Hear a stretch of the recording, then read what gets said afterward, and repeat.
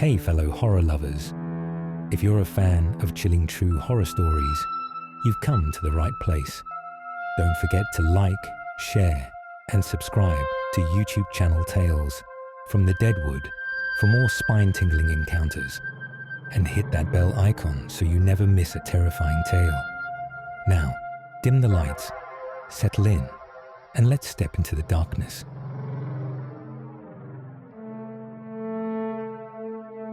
Something walks on my roof every night. I moved to the Appalachian Mountains a few weeks back.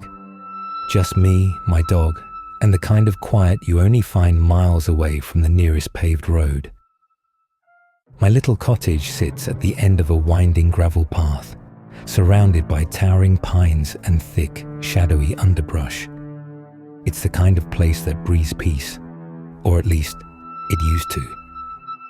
The first time I felt it, that prickling unease, the sun was slipping behind the jagged tree line, casting long, twisted shadows across the forest floor. I was sitting on the porch, my dog curled at my feet, the air cooling around us as the forest settled into its nighttime rhythm. That's when I heard it, the crunch of leaves, slow and deliberate, just beyond the tree line. Not the frantic rustle of a startled deer or the soft crackle of a raccoon. No, this was different. It had weight, purpose, like something that knew exactly where it was going and who was watching. I leaned forward, my beer forgotten, eyes straining against the growing dark. My dog's ears perked up, a low growl rumbling in his chest. His hackles rose, and he fixed his gaze on the thick brush at the edge of the clearing. I followed his stare, but all I saw were the twisted shapes of tree trunks and shadows swaying in the evening breeze. I told myself it was just a bear, maybe a wandering buck, but the sound, it kept coming. Slow, steady footfalls, pressing through the underbrush, each one louder than the last, crunching dead leaves and snapping twigs underfoot. And then it stopped. I held my breath, my pulse thudding in my ears. My dog took a cautious step forward, his growl deepening into a snarl. Then, as suddenly as it had started, the noise stopped. The woods fell silent, too silent. The kind of silence that wraps around you, thick and suffocating, making every hair on your body stand up. I stayed like that for what felt like hours, my heart racing, my hand tightening around the neck of my beer bottle. But nothing else moved, and slowly, the nighttime sounds returned. The chirp of crickets, the rustle of a cool mountain breeze through the pine branches. I shook it off, eventually leaning back in my chair, trying to convince myself it was nothing. Just a deer, I told myself. Maybe a black bear moving through the brush. I even managed to laugh it off as I headed inside, locking the door behind me, my dog still pacing the front room, his nose pressed to the crack under the door. That night, I barely slept. I kept hearing it, that slow, deliberate crunch of footsteps echoing in my mind, getting closer and closer until it felt like it was right outside my bedroom window. A few nights later, I woke up to a different sound, a low, rhythmic creaking coming from above. I lay there frozen, my eyes fixed on the ceiling as the noise continued. It sounded like footsteps, slow and heavy, moving across my roof.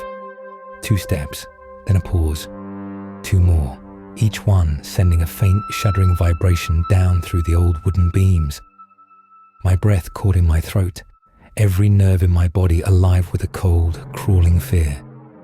I thought about grabbing my rifle, but what good would it do if something had managed to get onto my roof without me hearing it in the first place? I just lay there, my dog whining softly at the foot of the bed, his body tense, every muscle coiled like a spring. Then, just as suddenly as it had started, the creaking stopped, silence. My heart hammered in my chest, my ears straining for any other sounds. But there was nothing. Just the slow, steady drip of my own sweat trickling down my temple. When morning finally came, I stumbled outside, my head pounding from a night of broken sleep.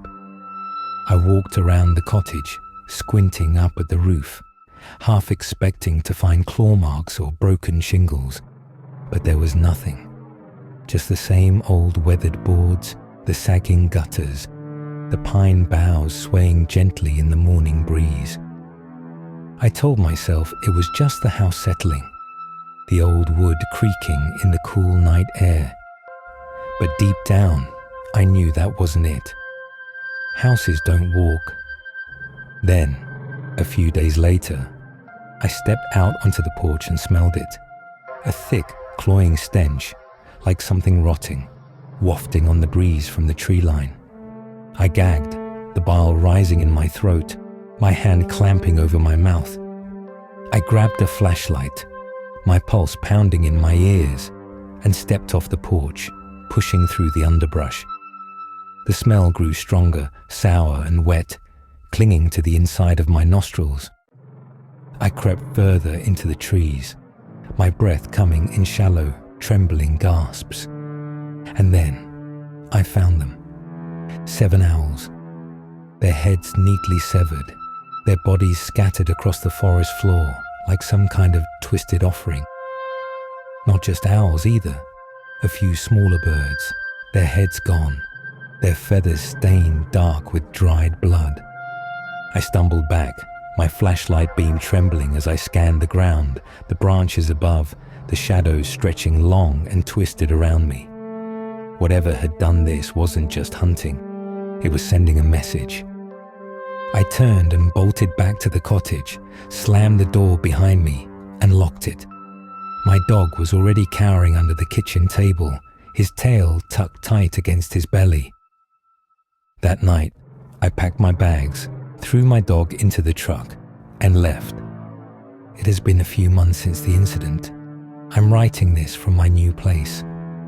A quiet little house on the outskirts of town, far from the dense, suffocating woods where it all began. The woods I once loved now scares me. The fear has dulled somewhat, settling into the background, but I still double-check the locks every night. 'Cause whatever is out there, it doesn't just hunt. It watches, it waits, and it don't like when someone invades its territory. If this story sent a chill down your spine, make sure to hit that like button, share it with your fellow horror lovers, and subscribe to Tales from the Deadwood for more spine-tingling encounters. Don't forget to hit that bell icon so you never miss a scare. Your support gives us the courage to keep exploring the dark corners of the unknown. Stay with us on this journey.